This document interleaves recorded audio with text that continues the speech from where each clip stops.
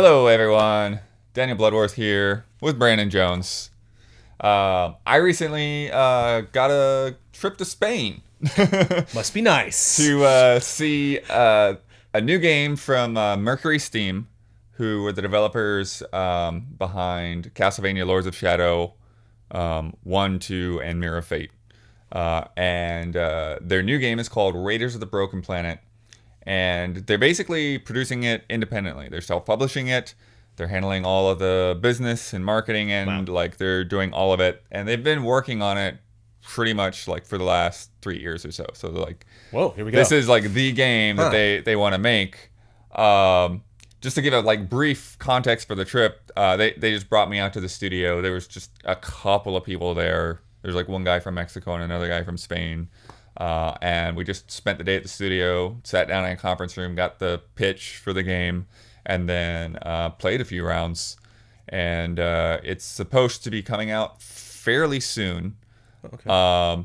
The business model is an interesting point because it's like they're not releasing this as necessarily a quote-unquote full game in its entirety. So what they're going to have is they're going to have these little like mini campaigns that come out. And they say it's going to be like really cheap. They say you'll be shocked by the price, whatever it ends up being, which is hard to say when like we have Steam sales and stuff. But it's going to come out super cheap, and you'll be shocked by our price, right? And then you can like jump in at any campaign. So if they'll come out one at a time, but like if months down the road you find out about it, this thing's on sale or whatever, and you grab it and you like it, then you can pick up the other campaigns. Maybe do bundles. It'd be smart when like campaign 2 comes out, maybe drop the price of campaign 1. Right. Yeah. But for the game itself, what it is a co-op third-person shooter that is not really about shooting. Okay. They talked about, they said a lot about it's more about tactics than skill. And you can play it solo, and then there's this other element where you can play in this 4v1 for what they call the Antagonist. Okay. So you have 4 characters that are working to get through a level, basically, and the Antagonist, whose whole mission is to troll you and stop you from completing the mission. I love that. Yeah. So yeah, Fable Legends. It was gonna be fun. You all enjoyed it, but no. The difference is like the Antagonist doesn't really have some crazy other mode of play. They are just another player. Like they're one of those characters, but he has the enemies on his side, and the enemies are just they're constantly spawning. It's not like a horde mode where you're trying to survive so many enemies. It's like you're trying to get to this part of the level, and then you move on to the next part of the level. You try to get through that, and there's different goals and objectives each time. I got to play, I think, 2 rounds as like on the co-op side of things, and I got to play like I think 1 mission as a solo person, and I got to play 1 mission as the Antagonist. Oh, cool. Yeah. And they're emphasizing co-op. Like they say that before anything. Yeah. Like you can play this game solo, but they really want you to play co-op. Okay. And they've put, I'd say this, like the story is the one part of the game that I'm just like not into, like the characters and their demeanor and everything. It's just like for me, you say Raiders of the Blank, and I'm already kind of interested. Yeah, Raiders of the Broken Planet. I'm biased, but but they do have a lot of backstory and everything built up to where it's like basically these humans found like a crashed ship or something that had this like new energy called Aleph, and it allows them to like cross the galaxy to go find the source of this energy, but then they get stranded there, and so they're fighting to get Aleph to like be able to fly back to Earth or whatever. But then there's also like natives there, and everyone's fighting over this resource that basically like is what like gives people their powers and their abilities and stuff. What's also interesting is that there's this like stealth element to it. Again, like the enemies are like really hard, and like it's not about how many enemies you can kill. It's about getting your goals accomplished, and the enemies are trying to stop you from doing that. Got it. And so there's this stealth element to it, to where if your character is stressed, and different factions and stuff like are more prone to stress or not. So if you're running around out in the open, your character is going to be more stressed, and because they're more stressed, then the aleph in their system, it makes them more visible. So enemies can see you through walls. Oh, okay. So if you crouch down and you take it more slowly, then you can get sneak attacks. It's like a little bit of Darkest Dungeon where like their actual like condition like is affected. It's not necessarily they just like you got health defense. That's it. That like they I mean they're not going mad like Darkest Dungeon, but it's kind of similar approach. Just like adding an extra element that.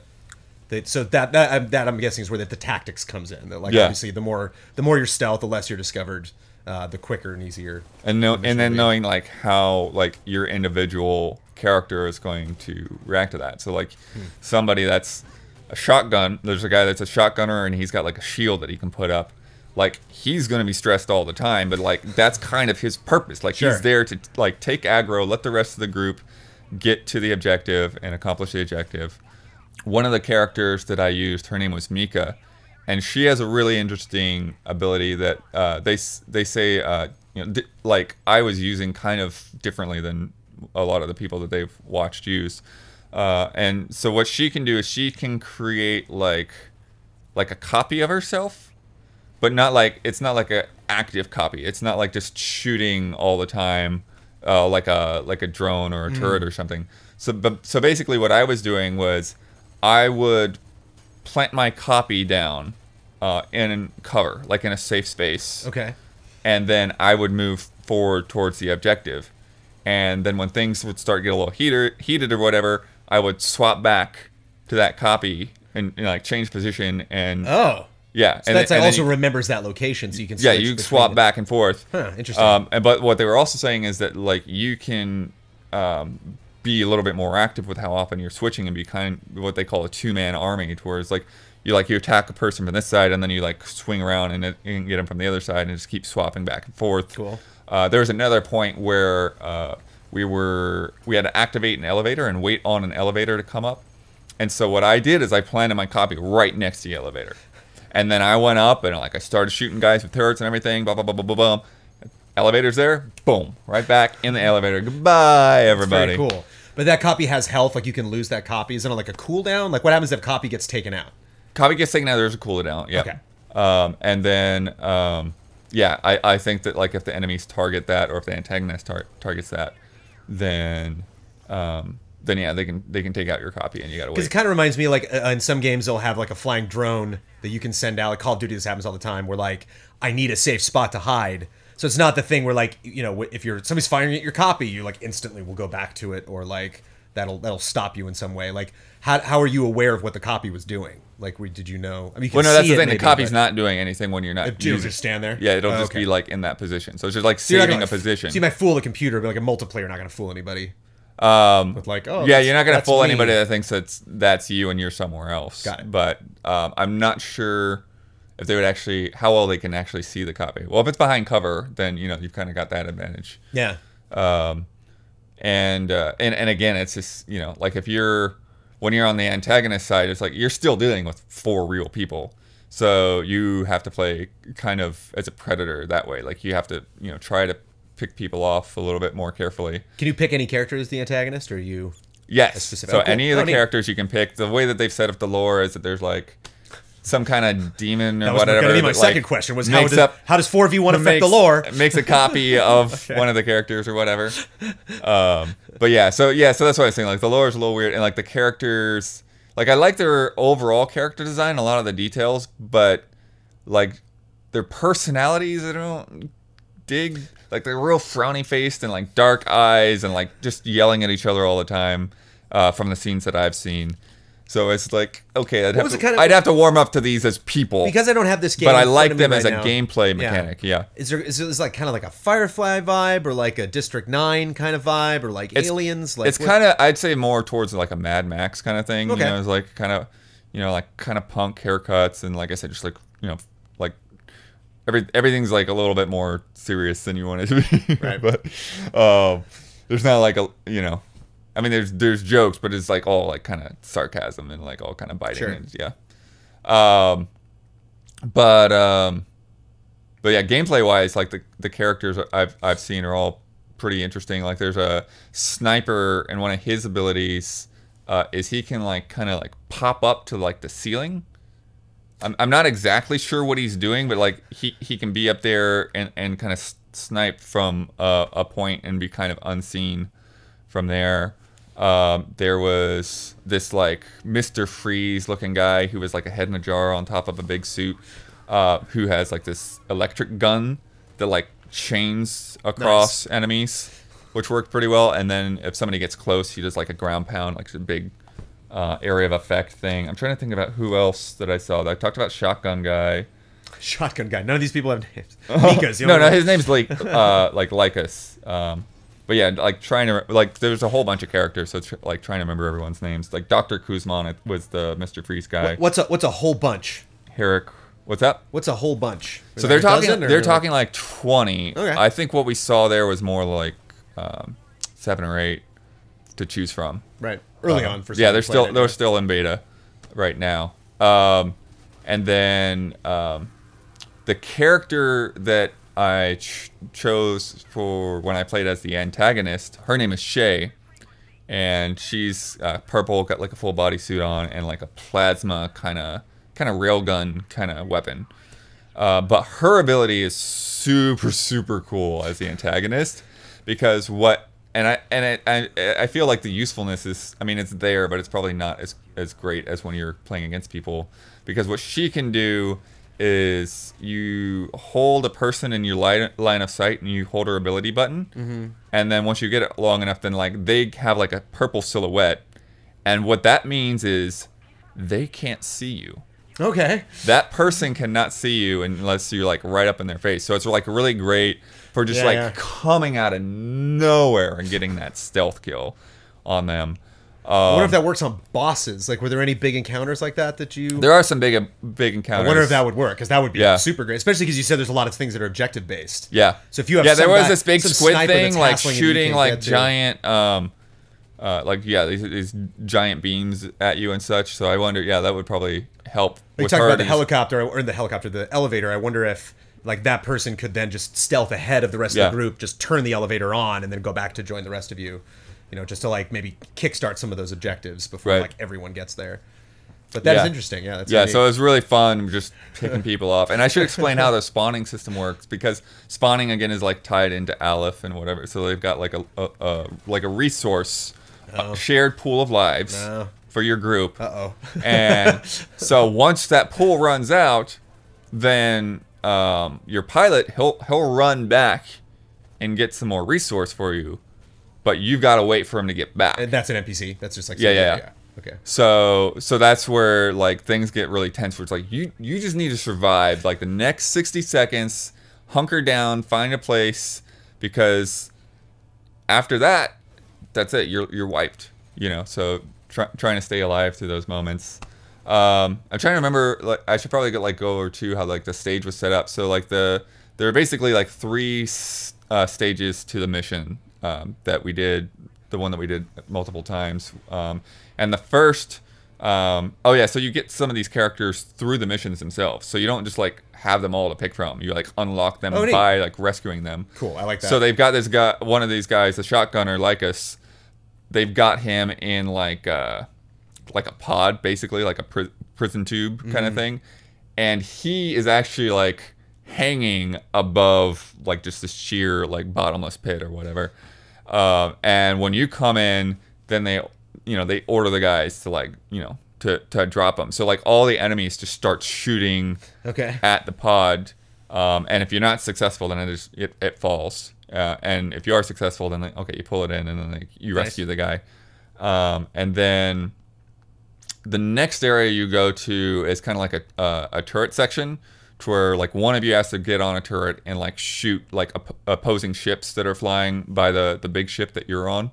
But at the same time, like the rest of you have to kind of defend that person from soldiers flanking in from the sides. Hopefully. And then the next part is the elevator. Just waiting for the elevator to come up. And then the last part, they have this system called Overload, to to where basically you store up enough aleph in your system, and then like you use it to overload these generators. Oh, okay. So you have to get up to these elites that can take you out really easy, and get the energy out of them, and then overload.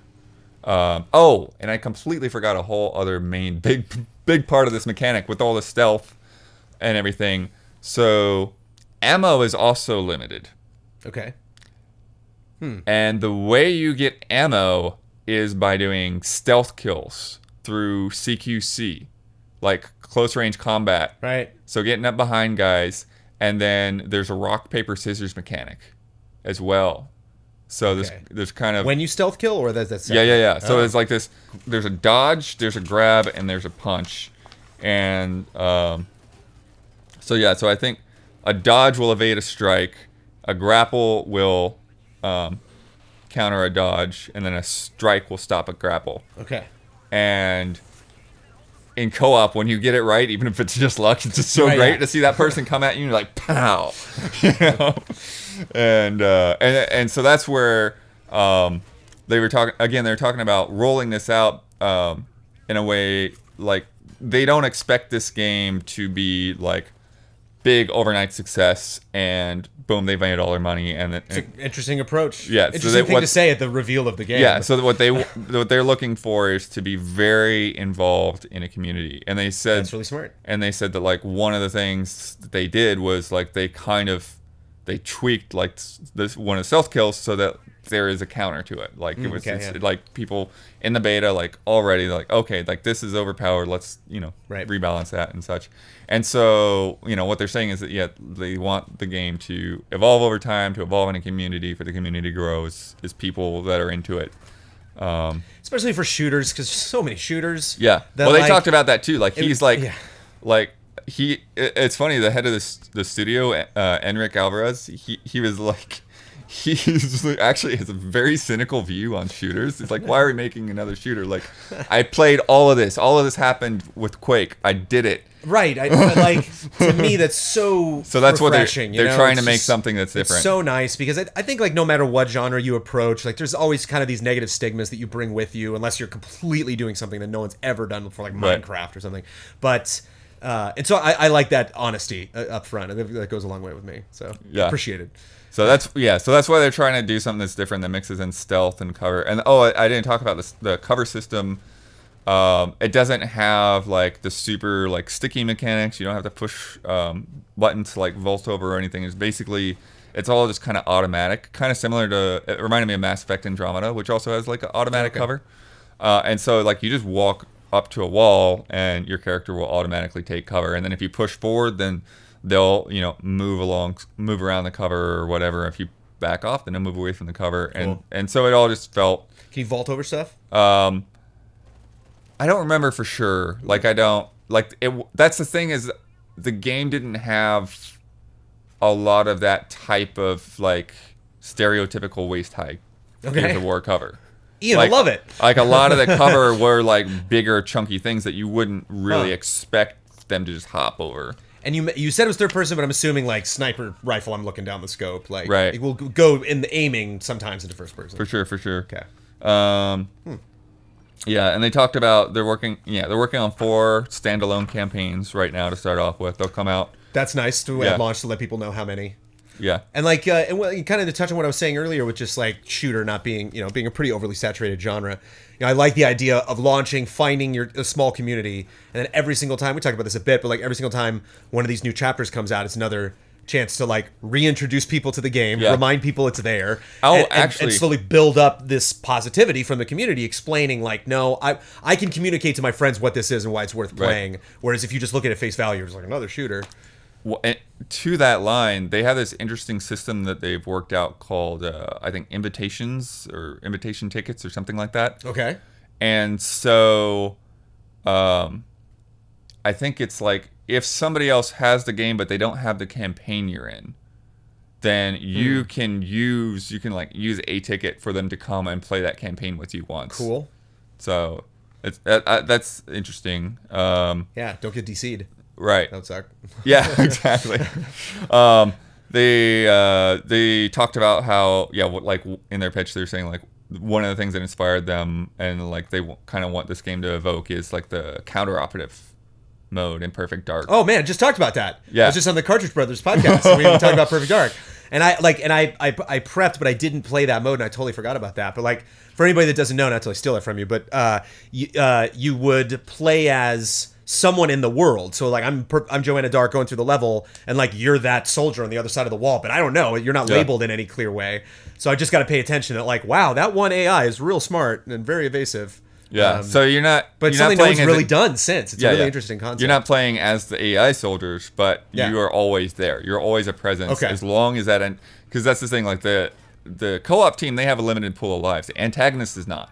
Antagonist can just keep coming back and being a thorn in your side, and you just have to get past that. But again, so you're saying same restrictions. I think that's like, of everything you said so far, I think that's the thing I find the most interesting and refreshing in this genre, is that like it's not like 10 guys are going to come in and then some guy, for some reason, his like, pulse is attached to the door, so like when he dies the door magically opens, and like so I like the idea that like you just gotta get past them. And so I think for me, that encourages a lot more experimentation.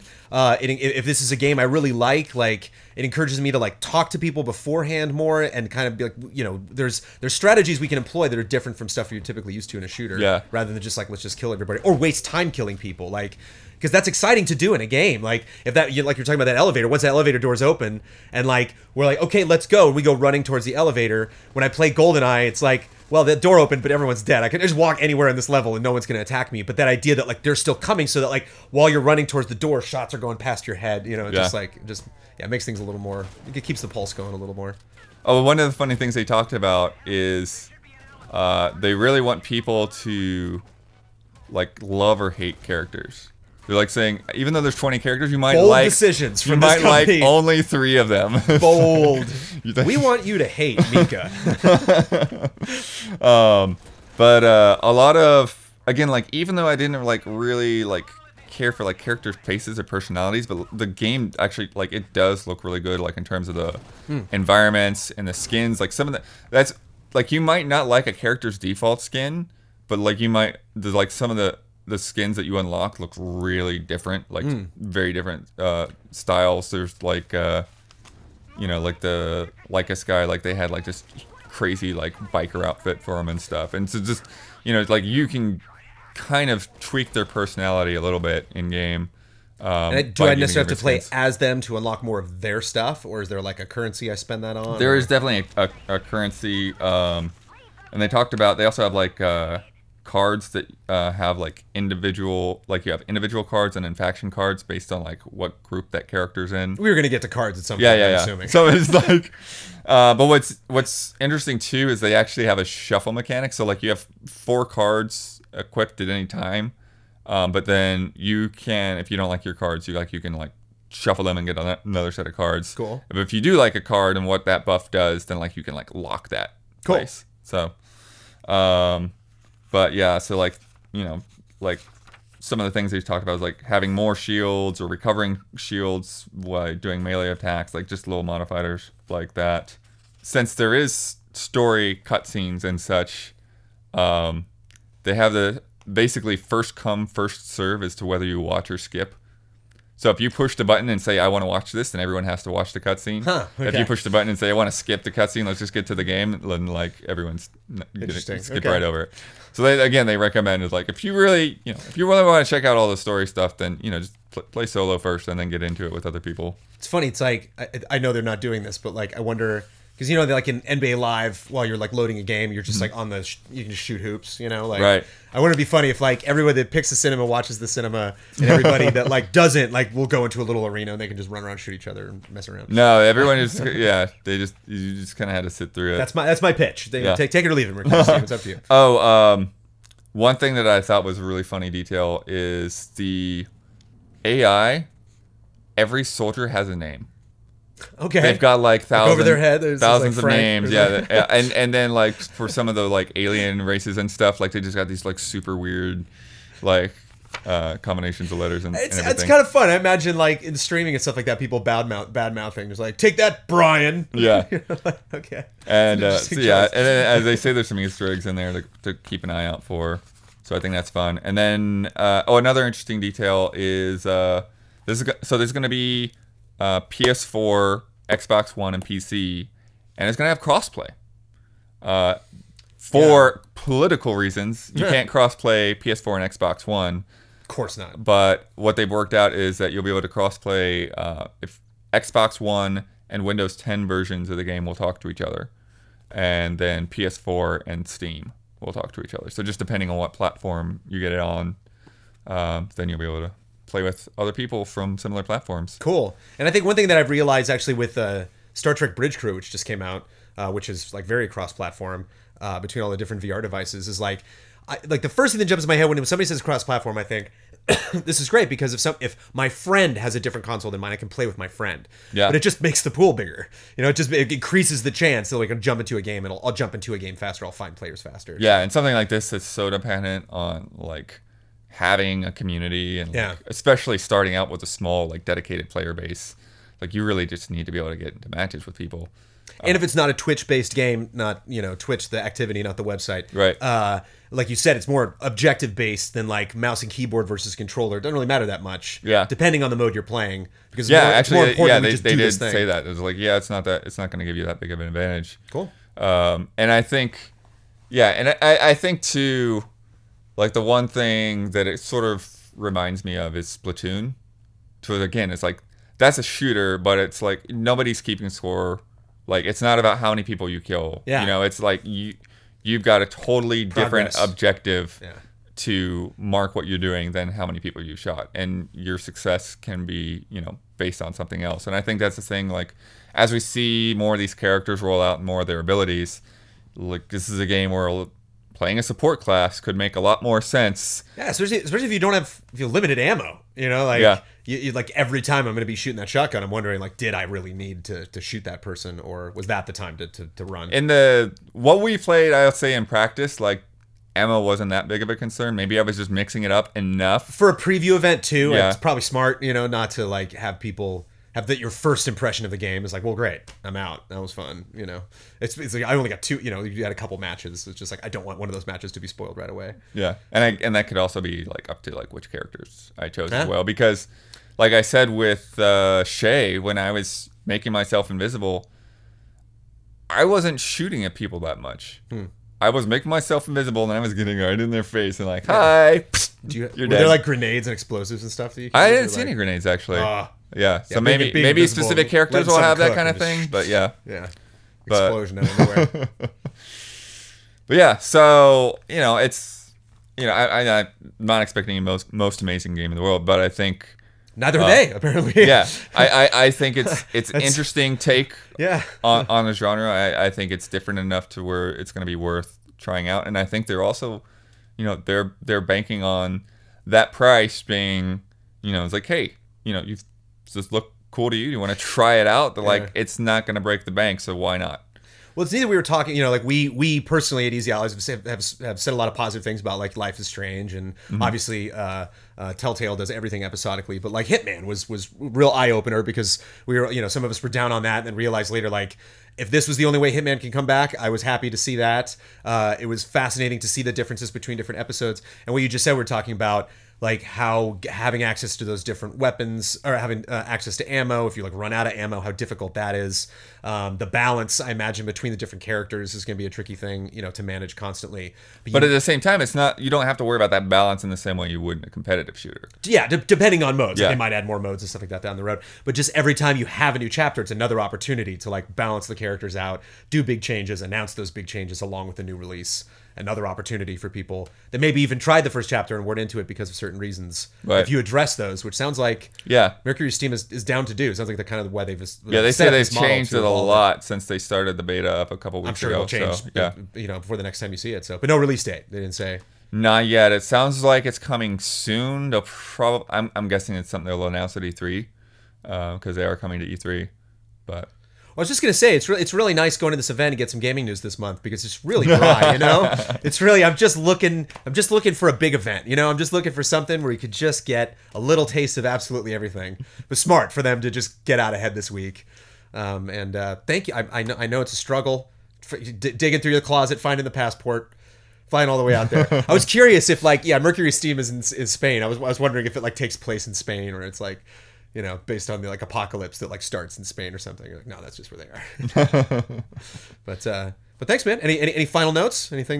Final impressions? No, I think I already kind of went through that, but yeah, I'm, you know, curious to see where it'll go. Curious to, you know, give it a chance and give it a few rounds for sure. Everyone down. I don't see the protector anywhere, so why don't we kill some rotters? Which is better, beat the shit out of them or shoot them in the No face? fucking clue, man. But you guys need to find a way into the inner sanctum.